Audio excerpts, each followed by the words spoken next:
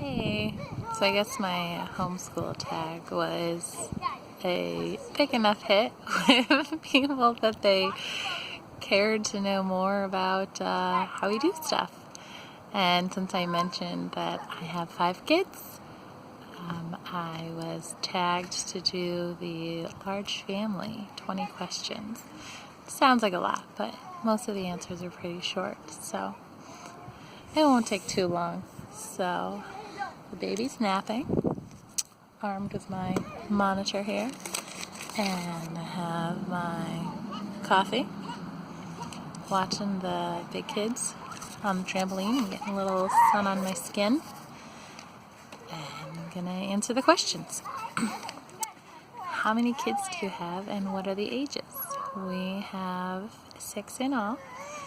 We have a 10-year-old, an 8-year-old, a 6-year-old, an almost 4-year-old, a little guy in heaven who's turning 2 soon, and our baby is 9 months. How old were you when you had your first? I was 22, just about to turn 23, and we had been married a year. Were your kids planned or did you leave it up to God? Well, funny story, I was told at 19 that I couldn't have kids. I was diagnosed at my first gynecological appointment with non-HPV cervical cancer, which, ladies, it's legit. Don't listen to the garbage that they tell you, that Gardasil is some kind of cervical cancer vaccine. There is no cervical cancer vaccine. There is no cancer vaccine.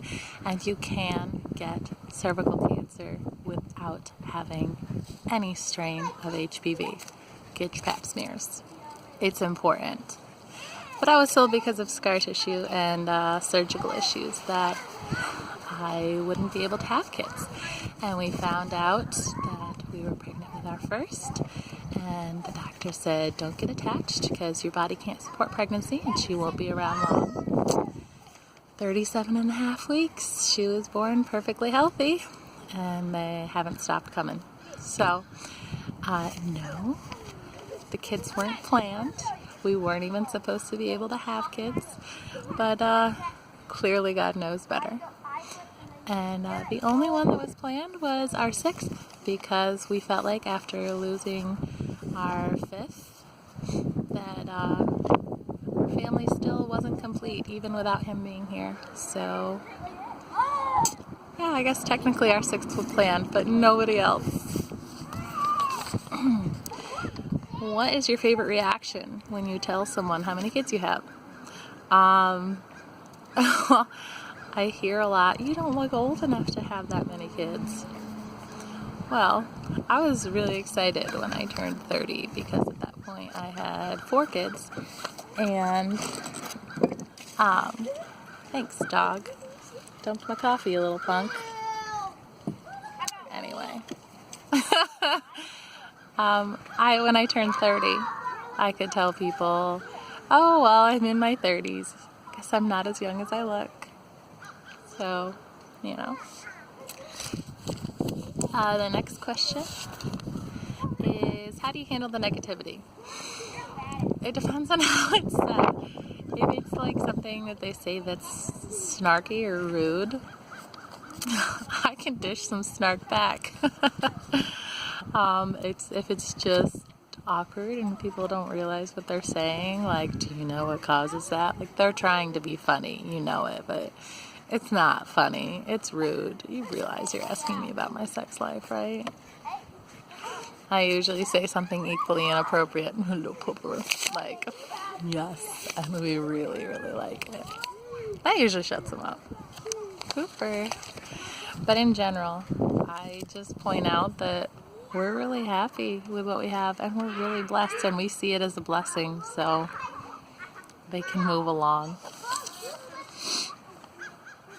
What does it cost to feed your family? I spend about $350 bi-weekly, so about $175 a week. I know there are people that can do better, but we eat mostly organic and non-GMO, and I work hard to keep it that way because we feel like it's important for our family. And in the summer we spend less because we grow a big garden and we're able to use a lot of produce from there instead of getting it from the store, and I'm really thankful for that. Next question. Do you plan to have more? Well, the first 5 weren't planned. And you really never know. Some days I wonder if I should just give up and get a maxi van to prepare for all the inevitable oopsies that will happen before menopause. What is your family vehicle? We drive a Nissan Quest. We love it. It's the best minivan we have ever owned. And we've owned pretty much all of them. But we really do want something bigger. And given all the car seats we have, an SUV is just not an option. So we're looking into something like a Nissan NV, which would be awesome, but they're hard to find used and they're pretty expensive new. So if we found a Ford Transit or a Mercedes Sprinter at the right price, we'd go for that too, but I would love a Nissan NV.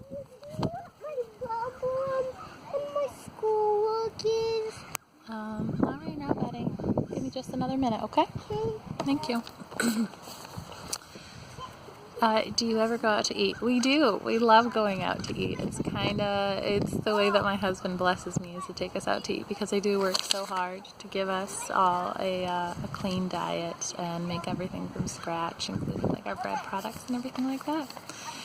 So he knows he can take a load off by taking us out to eat. We usually do it once a week or so, and we like to. So far, we haven't gotten a gratuity charge for being so many people, and our kids do pretty well in restaurants. So we do go out to eat. We're not that ungainly huge at this point. How much milk do you go through in a week? This is probably surprising because most families much smaller than ours go through more milk, but we just don't do milk. There are so many ways to get those nutrients that are in milk through fruits and veggies that are they have a lot more to offer than milk does. Milk tends to be more of an empty calories kind of thing, whereas you can get plenty of calcium, magnesium, vitamin D and stuff from tons of different vegetables that have so much more to offer as far as nutrients. So I turn 1 gallon of whole organic milk into Greek yogurt a week, because adding, the natural cultures and stuff to it adds to the benefits. So we have 1 gallon of that, and then we go through a half gallon of almond milk a week for different things like sauces and my coffee, which the dog dumped, because I have a dairy protein sensitivity and my husband can't do dairy. So I guess the answer to that would be about 1.5 gallons. We really don't do milk. What is your favorite go-to meal? We like to do nachos. I just put tortilla chips on a cookie sheet and sprinkle cheese and black beans or browned ground beef over them and melt the cheese under the broiler. I'll turn mine into a salad. Ooh, breeze. And put greens on the bottom and kind of crush up the chips over it, and my husband will just do plain chips with toppings on it. But we like to make your own nachos. How many rolls of toilet paper do you go through in a day? I don't know. I buy toilet paper by the massive case, and I just stick it in closets in the bathrooms all around the house. And when we run out of one bathroom, somebody needs it, they holler, and we transfer some from another bathroom. And we just keep going till suddenly we're on our last roll, and then one of us runs out and gets another case of toilet paper. So I don't know the answer to that question. How do you have one-on-one time with each child? Well, I'm really blessed that I get to homeschool my kids, and I spend so much one-on-one time with each of them just during their lessons. And as much as it may not seem like it, you learn so much about a kid and you build so much relationship by teaching those lessons and helping them work through problems and learn. And aside from that, we're really intentional with our parenting. My husband takes the kids out on daddy dates. He'll take them to a movie or mini golf or whatever they want because he works outside the home, so he gets less one-on-one time throughout the day with them. And we just, if our kid has a problem, we stop right there and we help them with it. And our philosophy is if you help them in the small things, they will know to trust you with the big things. So we're just really intentional that way, and we don't just, pish posh the little things. We really take the time to work on it with them and help them develop character and help build their relationship with us. All right, almost done. How do you manage the clutter? I don't. No, I really don't. We do daily chores. My kids have chores. I'm always cleaning something. But in reality, things are always cluttered. And it really gets to me sometimes. But in general, I just remind myself that either yesterday or today, everything under that mess was vacuumed. If something's broken, we fix it. Or if it's not fixable, we throw it out. And a couple times a year, we do a toy purge to take toys that are still in good shape but that the kids don't use often, and we take them to give away. Things like that. But we really don't. I mean, with this many people, our house is going to be cluttered. It's a fact of life. Schooling. Homeschool. How do you manage the chaos? I really don't see any chaos. We're living, and it's loud, and it is what it is. And I don't even notice it anymore, really. About 2 years ago, my sister and her family came to visit us, and at one point my sister just sat down and put her hands on her head and was like, I don't know how you can handle all the noise. And I didn't even realize it was noisy. She has 2 kids, and at that time I had 4 kids, and they were all upstairs playing, and I did not even notice that it was noisy. It's just living, and that's not a criticism to her. It's just a fact of life. I'm used to the noise. I don't hear it as chaos. I don't hear it as noise. It's just life. What do you do if you get free time? I like to knit and sew and read.